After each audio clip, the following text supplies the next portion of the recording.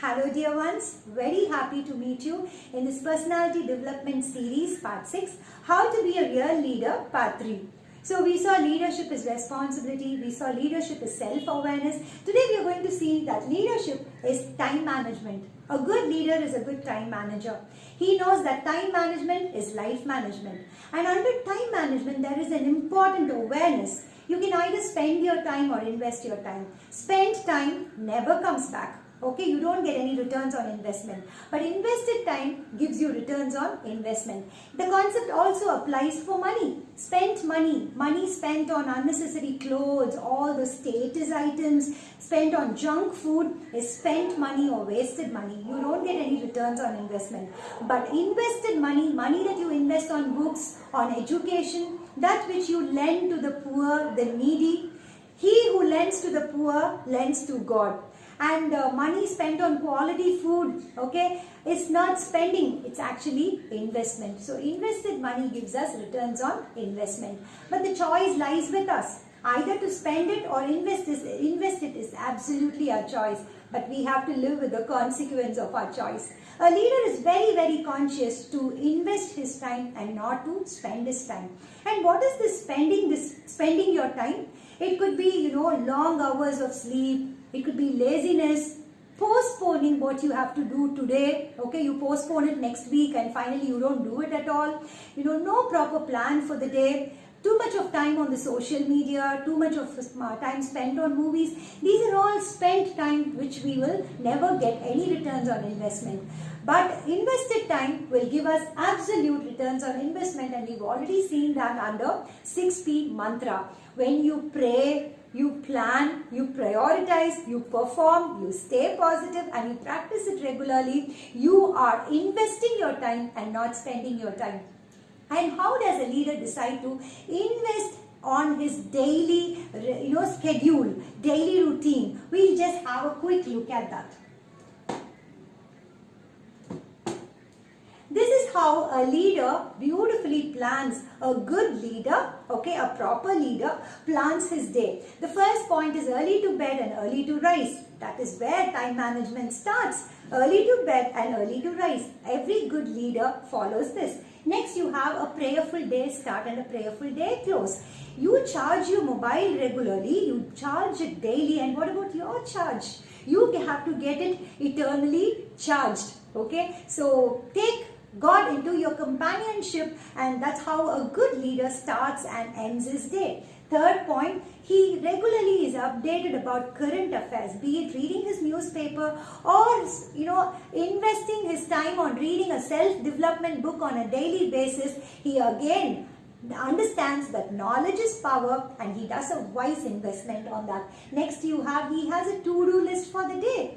See, when you achieve your daily goals, when you achieve your daily dreams, that's how you achieve your life dreams, and he's very much aware of it. So he keeps planning his day.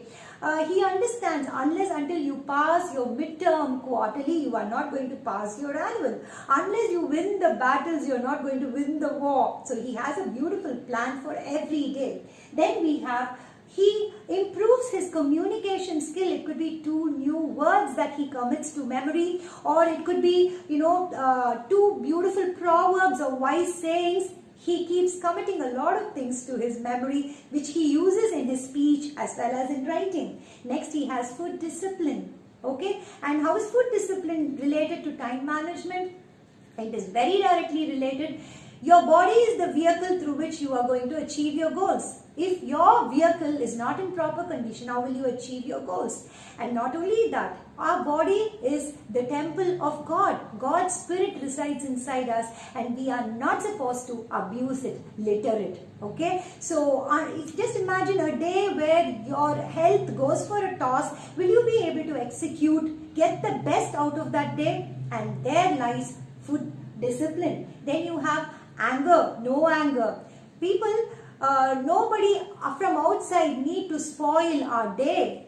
need to spoil a goal or a dream. We are more than enough to spoil it. So that is EQ or emotional quotient or your anger management. If you cannot control yourself, how will you control your team, your family and the society? And that's how no anger is connected with time management. Then we have neatness and organized.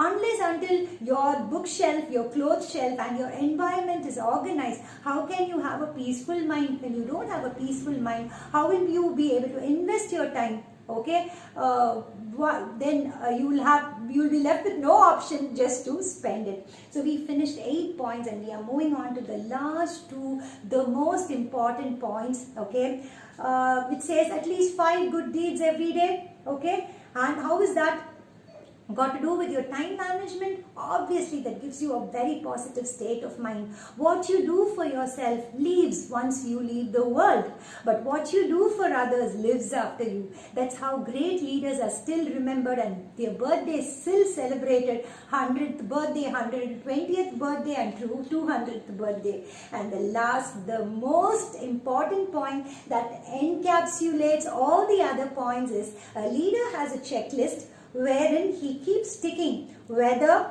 he has invested his time or he has spent his time. If he has invested his time, he gets 100 on 100 on whatever points we've discussed.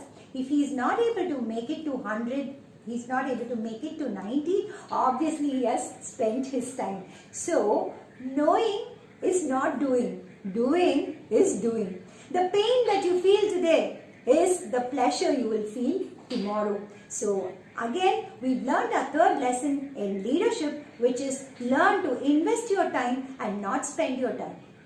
Never, never, never give up.